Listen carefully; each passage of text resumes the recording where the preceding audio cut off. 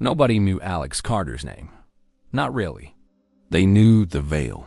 They knew the strange, haunting, breathtakingly beautiful digital paintings that had taken over the internet almost overnight. People saved them as wallpapers. They printed them and hung them on their walls. Art students dissected the technique in YouTube videos. Teachers used them in classroom presentations about modern art. Instagram accounts dedicated entirely to sharing and analyzing Alex's work had millions of followers. But the artist behind it all? Alex Carter, 22 years old, living in a one-bedroom apartment in Atlanta with a second-hand drawing tablet, a laptop held together with duct tape, and a dream he'd been chasing since he was 14. Nobody thought about him at all. That was the way Alex wanted it. He didn't care about fame. He cared about the work. The Veil started as an experiment. A single digital painting Alex had posted on his Instagram and DeviantArt accounts 3 years earlier. It showed a city at night, but not like any city anyone had ever seen. The buildings were partially transparent, like glass, and through them you could see a second world bleeding through. A world covered in fog so thick it looked solid. And standing in the fog, barely visible, were figures, tall, featureless, their bodies made of shadow and light, no faces, no expressions, just a presence that felt heavy and ancient and deeply unsettling. Alex called them the Veiled Ones. The painting got shared thousands of times in the first week, not because it was technically perfect, though it was extraordinary, but because it made people feel something they couldn't quite name. A strange pull, a sense of recognition, like they'd seen this world before in a dream they couldn't remember. Comments flooded in. "This is the most beautiful thing I've ever seen. Who made this? I can't stop staring at it." Alex posted a second painting the next week, then a third. Each one expanded the world he'd created. The transparent city, the fog, the veiled ones. Each painting told a piece of a larger story, though Alex never wrote a single word of explanation. He let the images speak for themselves, and people listened. They studied every detail. They pieced together the narrative from visual clues. They built entire theories about who the Veiled Ones were and what the fog meant. Fan communities sprang up overnight, dedicated forums where people argued passionately about the meaning behind every color choice, every shadow, every barely visible detail hidden in the background. Within a year, Alex had posted over 50 paintings. His combined following across platforms had reached 15 million people. Art magazines reached out for interviews. Galleries in New York and Los Angeles offered to display his work. Brands wanted sponsorship deals. Documentary filmmakers wanted to make films about him. Alex said no to all of it. He didn't want to be a celebrity. He didn't want to explain his work. He didn't want to sit in a gallery and shake hands with rich people who would hang his paintings on their walls and use them to make conversation at dinner parties. He wanted to keep painting, quietly, alone, releasing new work into the world and letting it land however it was going to land. And through all of it, Alex stayed invisible. No face cam, no interviews, no social media presence beyond his art accounts. He posted new paintings every week without fail, each one more stunning, more complex, more emotionally devastating than the last. Some were simple, a single figure standing in fog. Others were massive, incredibly detailed compositions that took weeks to complete, and rewarded viewers who spent hours examining every inch. The community called him a genius. Some called him a myth. A few conspiracy theorists questioned whether a real person was even behind the work at all. But Alex was very real and very human. And in the spring of his 22nd year, his life was about to get a lot more complicated. It started on a Tuesday. Alex was in the middle of painting number 63, a massive piece showing the Veiled Ones emerging from the fog in a way he'd never attempted before when his phone buzzed. A notification from Instagram. Not the usual kind. The ones that told him a post had hit 1 million likes or the comments were flooding in. This one was different. It was a legal notice, a copyright claim. Someone had filed an assertion that the characters and artwork in the veil belonged to them. Alex stared at the screen. He read it twice, 3 times. The name on the claim was a company called Meridian Digital Holdings. He'd never heard of them. He searched the name and found almost nothing. A website with a slick logo and vague language about digital creative solutions. No physical address listed. The domain had been registered 6 months ago. He called his best friend Marcus, who lived 2 floors below him in the same apartment complex. Marcus was a software developer, calm under pressure, the kind of person Alex turned to whenever something felt wrong. "Someone just filed a copyright claim against my work," Alex said without preamble. "Who?" "A company called Meridian Digital Holdings. I've never heard of them." "Marcus, I painted every single image in the veil, every brushstroke, every character. I have years of files, sketches, drafts, layer files with full creation histories. This is my work." Marcus was quiet for a moment. "Have you talked to a lawyer?" "I don't know any lawyers." "Then we need to find one. Fast. Copyright claims can escalate. If they push hard enough, platforms will pull your work down. And if they file enough claims, they can get your accounts permanently banned." Alex hung up, feeling a cold weight settling in his chest. He opened his files. Years of work. Thousands of sketches. Rough drafts dating back to when he was 17, sitting in his high school art room, after everyone else had gone home, drawing strange worlds on paper, because it was the only way he knew how to express what was happening inside his own head. This was his. Every single piece of it. And someone was trying to take it away. Over the next few days, Alex did everything he could. He filed counterclaims through the platforms, asserting his ownership. He gathered his evidence. Timestamps on every digital file, showing exactly when each painting was created. Early drafts saved in his cloud storage. The original pencil sketches he'd done in a notebook he still kept in his dresser. The very first drawings of the veiled ones, dated in his own handwriting from 3 years ago. He posted nothing about it publicly. He didn't want to make a scene. He just wanted it to be resolved quietly. It wasn't going to be resolved quietly. 2 weeks later, a second claim hit. This time, it was even more aggressive. Meridian Digital Holdings asserted ownership not just of the veiled ones, but of the entire visual universe Alex had created. The city designs, the fog effects, the color palette he'd spent months developing, the compositional style that had become instantly recognizable to millions of people. Everything. And then the emails started.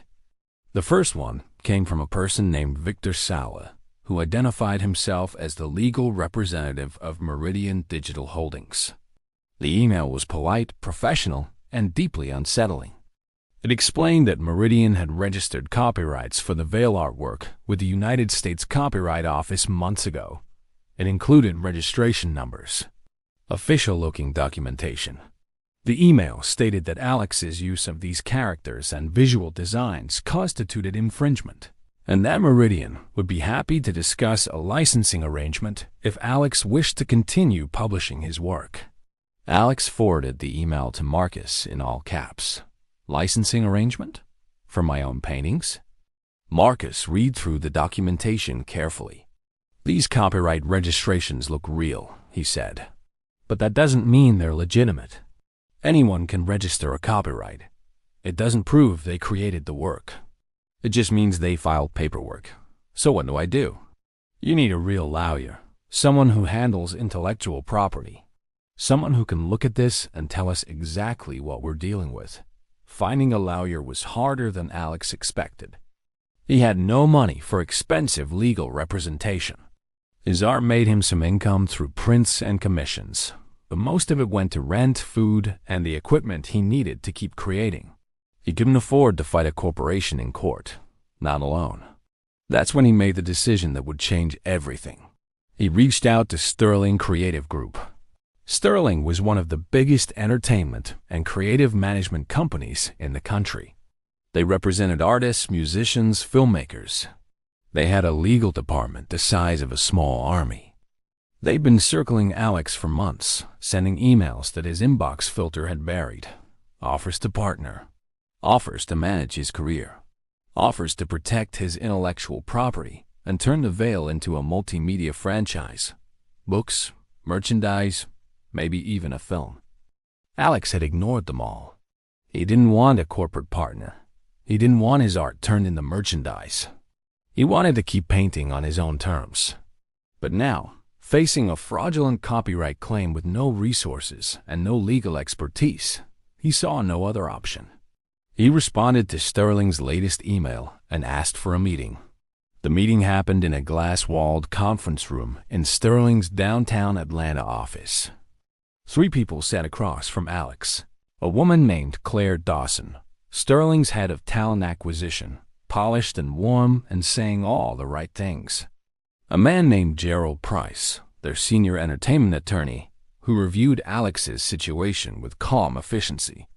And a third person, quieter than the others, a man named Arthur Halley, who introduced himself simply as Sterling's CEO. They listened to everything. They looked at Meridian's documentation. They reviewed Alex's evidence. And then Arthur Halley leaned forward and said, "We can handle this for you. Completely. No cost to you. We'll fight this claim. We'll get it dismissed, and we'll make sure it never happens again." Alex felt something loosen in his chest for the first time in weeks. "What do I have to do?" "Sign a partnership agreement," Claire said. "It's standard. It gives Sterling the authority to act on your behalf in legal matters and gives us a percentage of revenue from the Veil in exchange for our support. We protect the IP. You keep creating." Gerald handed him a contract. Alex looked at it. It was dense. Pages of legal language he didn't fully understand. He asked if he could take it home to read. "Of course," Claire said. "Take your time. We're here to help." Alex took the contract home. He read it that night, slowly, carefully, with a dictionary open on his phone for every term he didn't recognize. Some parts made sense. Sterling would handle legal threats. Sterling would manage trademark registrations. Sterling would represent the Veil's interests in any disputes. But other parts made him uneasy. A clause granting Sterling creative oversight authority over all work produced under the Veil brand. A clause giving them approval rights over any new characters or visual designs. A clause that stated, in careful legal language, that Sterling would hold joint ownership of the Veil intellectual property for the duration of the partnership. Joint ownership. Alex read that phrase 3 times. It meant that once he signed, the Veil wouldn't be entirely his anymore. Sterling would own a piece of it. And with that ownership came control over what he painted, over how it was used, over the very world he built from nothing. He called Marcus. "They want joint ownership of my IP. Don't sign it," Marcus said immediately. "But they're the only ones offering to fight Meridian." "I can't do it alone, Marcus." "I don't know how." "Then we find another way. We find other people who can help. We don't hand over what's yours to someone else just because they're offering protection." Alex hung up and stared at the contract on his screen. Marcus was right. He knew Marcus was right. But the fear was louder than the logic. Meridian was still out there. The copyright claims were still pending.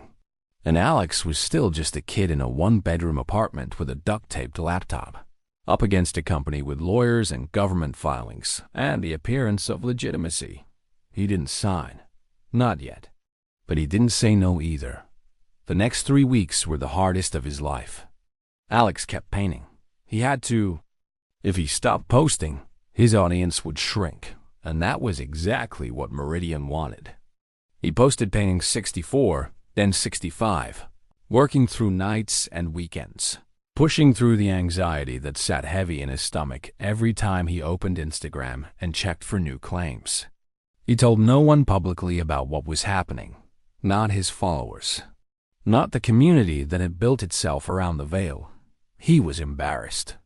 He felt like admitting weakness. Like saying out loud that someone was trying to steal his life's work would make it more real, more dangerous, more likely to succeed. But people noticed something was off. The comments on his latest paintings started filling with worried messages. "You okay, Alex? Something feels different about the new work. Why did he skip a week?" And then, something unexpected happened. A YouTube channel run by a creator named Dara posted a video titled, "Is Someone Trying to Steal the Veil?" Dara was an art journalist and content creator who covered stories about artists and the creative industry. She had done her research. She'd found Meridian Digital Holdings' copyright registrations on the U.S. Copyright Office website. She'd cross-referenced the dates with Alex's upload history across every platform. She'd noticed that every single character and design Meridian claimed to own had first appeared in work Alex had posted months, sometimes over a year, before Meridian's registrations were filed. The evidence was clear. Meridian hadn't created anything. They had simply waited for the veil to become valuable, then filed paperwork claiming it was theirs. Dara's video got 5 million views in 48 hours. The comment section exploded. Thousands of people shared it. Other artists and creators picked up the story. Art communities across Reddit, Twitter, and TikTok erupted. The hashtag #SaveTheVeil started trending. People were furious. Not just because of what was happening to Alex, but because they recognized the pattern. A lone artist, building something from nothing, being threatened by a faceless corporation that had created nothing except paperwork. Alex watched the wave build and felt something shift inside him. He wasn't alone. He'd been carrying this in silence, thinking he had to fight it by himself, thinking that admitting he needed help made him weak. But the community he built, the millions of people who looked at his paintings and felt something real, they were watching.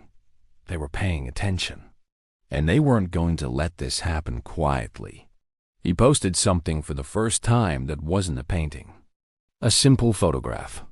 Just him, sitting at his desk, his drawing tablet in front of him, his face visible for the first time ever. No filter, no editing. Just a young black man in a small apartment, looking tired and scared and honest. Below the photo, he wrote a long message. Everything. About Meridian. About the copyright claims. About Sterling's offer and the contract he hadn't signed. About how scared he was. About how he didn't have the money or the legal knowledge to fight back on his own. He posted it and immediately felt like throwing up. The post got shared over 2 million times in 24 hours. The response was staggering.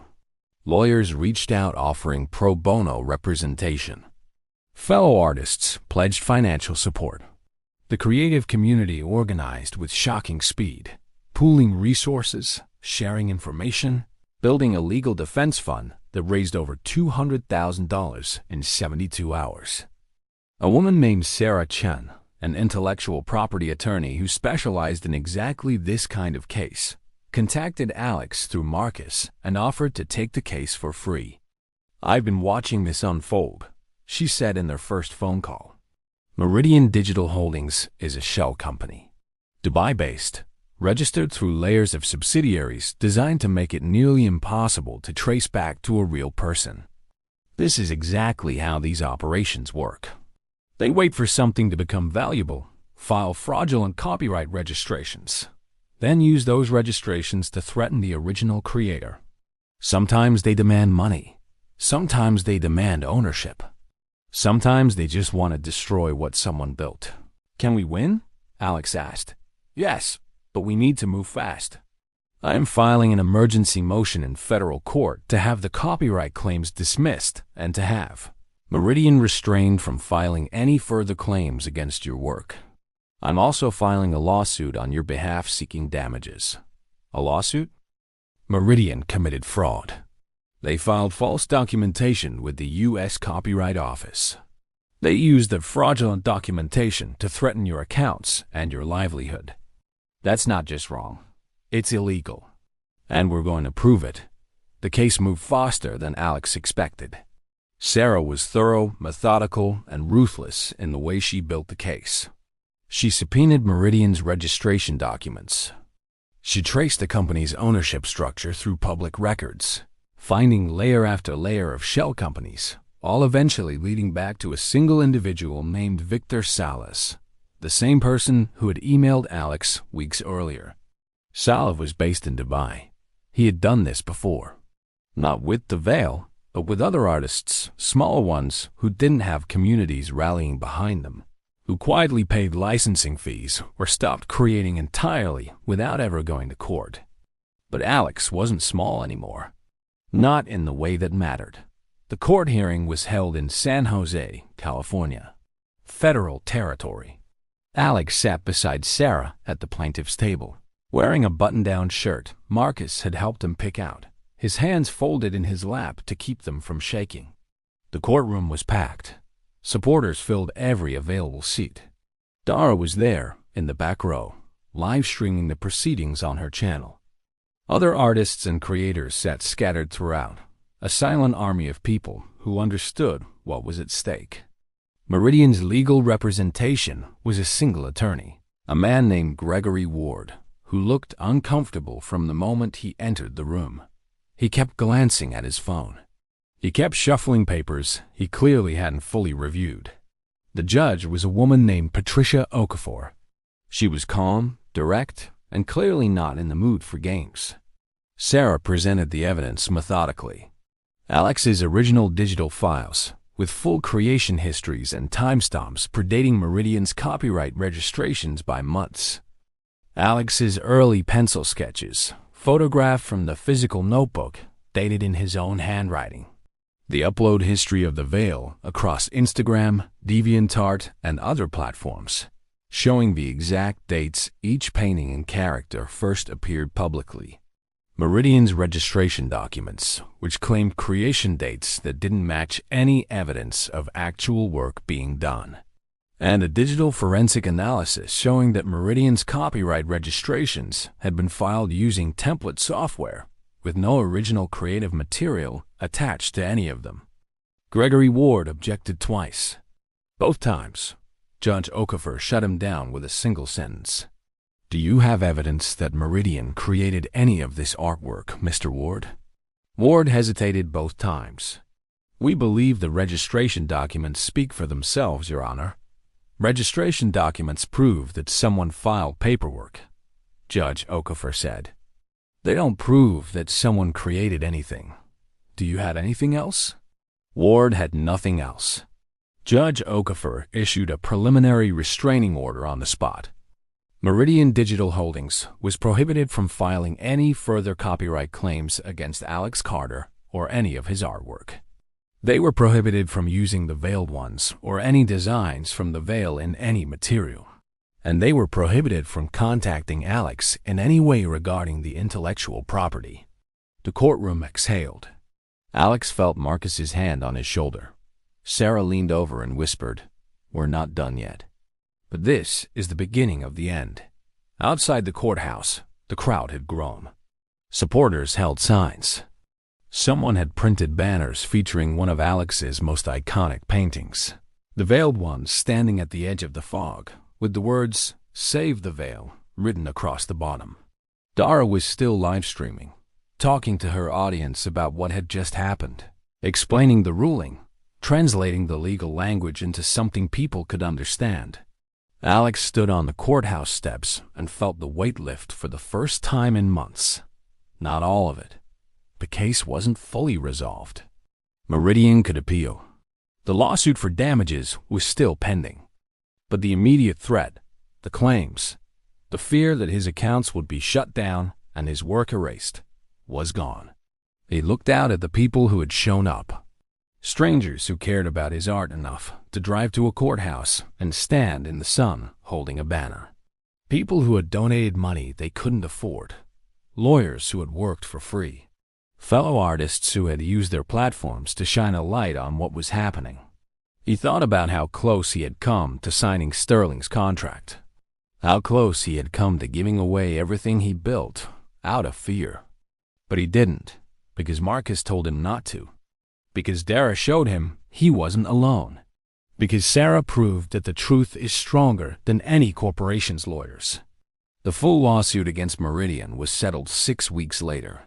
Victor Salas never appeared in court. The company's assets were frozen. Sarah obtained a permanent injunction barring Meridian from any future involvement with the Veil or any of Alex's work. The settlement included financial damages that went directly into a fund Alex established to support independent artists facing similar copyright threats. Alex went back to painting. Painting 66 posted on a Thursday, right on schedule. It was the most shared piece in the history of the Veil, not because it was the most technically impressive, but because people wanted to show up, wanted to support the work and the person behind it. But something had changed. Alex wasn't invisible anymore. He still didn't do interviews or public appearances. He still lived in the same one-bedroom apartment in Atlanta, though he'd finally replaced the duct-taped laptop. But he started writing short messages to his community. Thank yous. Behind-the-scenes glimpses of his process. Acknowledgments of the people who had fought for him. And once a month, he posted a painting that wasn't part of the Veil at all. A beautifully rendered piece celebrating an independent artist who was struggling, building something original, trying to find an audience in a world that made it incredibly hard. Sometimes it was a young painter in Nigeria. Sometimes a teenager making digital art in Brazil. Sometimes a kid sketching in a school notebook in rural Mississippi. Alex used his platform to make sure other voices got seen. Marcus watched the first one from his apartment 2 floors down, a bowl of cereal going cold in his hands. When he saw it, he texted Alex a single message. This is what it was always about, isn't it? Alex didn't respond with words. He sent back a close-up of the next painting he was working on. A single veiled one, standing at the edge of the fog, turned slightly, as if looking back at something behind it. Something bright. Something worth moving toward. Some things didn't need to be explained. They just needed to be seen. Sterling Creative Group had been watching the whole thing unfold from a distance. Claire Dawson had called Alex twice during the lawsuit, both times expressing concern, both times gently reminding him that their offer still stood. "We could have handled all of this for you," she said. "It wouldn't have been this stressful." Alex thanked her politely and hung up. He thought about what she'd said for a long time afterward. Sterling could have handled it. They had the resources, the lawyers, the connections. But handling it meant owning a piece of it. And Alex had learned something during those months of fear and fight that no contract could teach him. The moment you hand someone else control of what you've built, even if they protect it, it stops being entirely yours. His art was the only thing in his life that was completely his. The one thing no one could take unless he let them. He called Claire back the next day. "I appreciate everything Sterling has offered," he said, "but I'm going to pass. I have the people I meet around me, and I need to keep this mine." There was a pause on the other end of the line. Then Claire said, "I understand. But Alex, the offer doesn't expire. If you ever change your mind, we're here." He never changed his mind. The Save the Veil movement didn't disappear after the lawsuit ended. The community transformed into something more organized. A group of artists led informally by Dara started a collective called the Open Canvas. Its mission was simple: support independent creators facing copyright threats and corporate predation. They pooled legal resources, shared information about known bad actors, and created a network where artists could flag suspicious activity before it escalated. Alex became a quiet patron of Open Canvas, donating a portion of his income to keep it running. He didn't want to be the face of it, but he was there, behind the scenes, making sure the infrastructure existed for the next artist who might find themselves in the same position. Marcus, for his part, never let Alex forget how close things had come. They had dinner together every Friday night, a tradition that started during the worst weeks of the crisis and never stopped. Over cheap takeout in Alex's apartment, they'd talk about the work, the community, and how the creative world treated the people who made things in it. The real problem isn't that companies like Meridian exist, Marcus said one evening. It's that the system makes it easy for them. You can register a copyright for something you didn't create. You can file a claim based on that registration. And platforms have to take it seriously because the legal liability is too high if they don't. The whole thing gives corporations an automatic advantage over individuals. So what's the fix? Alex asked. Better systems. Better tools for artists to prove ownership before anyone can claim it. Faster legal processes. Marcus shrugged. None of that is easy, but it's what needs to happen. Dara visited Atlanta in the fall. They met in person for the first time at a small coffee shop near Alex's apartment. She was smaller than he'd imagined, quieter too. On camera, she was sharp and articulate. In person, she was thoughtful and measured. They spent the afternoon walking through the neighborhood Alex had grown up in. He pointed out the school where he'd first started drawing, the library where he'd taught himself digital painting using free tutorials, the park where he used to sit for hours, sketching strange worlds in a notebook. Did you ever think it would become this?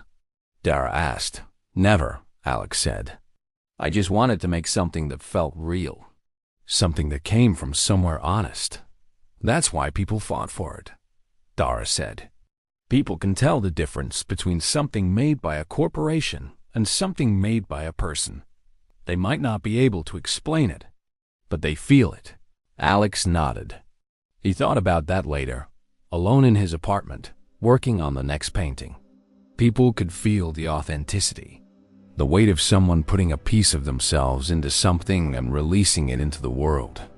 That vulnerability was what connected people to the Veil. Behind every painting was a real person who had almost lost it to people who had created nothing at all. Sarah Chun sent Alex a final update on the Meridian case in December. The permanent injunction was in place.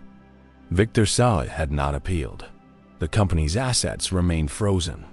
An investigation by the FBI's Cybercrime Division had identified 3 other artists who had been targeted by Meridian using the same tactics.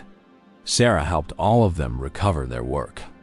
By the time the new year arrived, every single one of them was back online, creating again, their intellectual property firmly and legally theirs. Alex posted about it, just a message to his community, thanking them for everything and letting them know that the fight wasn't just about the Veil. It was about every artist who had ever been told that their work belonged to someone else. It was about the kid in their bedroom, drawing something strange and wonderful, who deserved the right to keep it. The message ended simply, "Thank you for standing up." It mattered more than you know. He kept painting, every week, without fail. The world kept watching. And somewhere in a small apartment in Atlanta, a young black man with ink-stained fingers and a mind full of impossible worlds kept building something that no corporation could ever truly own. Because it wasn't just code. It wasn't just pixels on a screen. It was a piece of who he was. And that, no amount of paperwork could take away.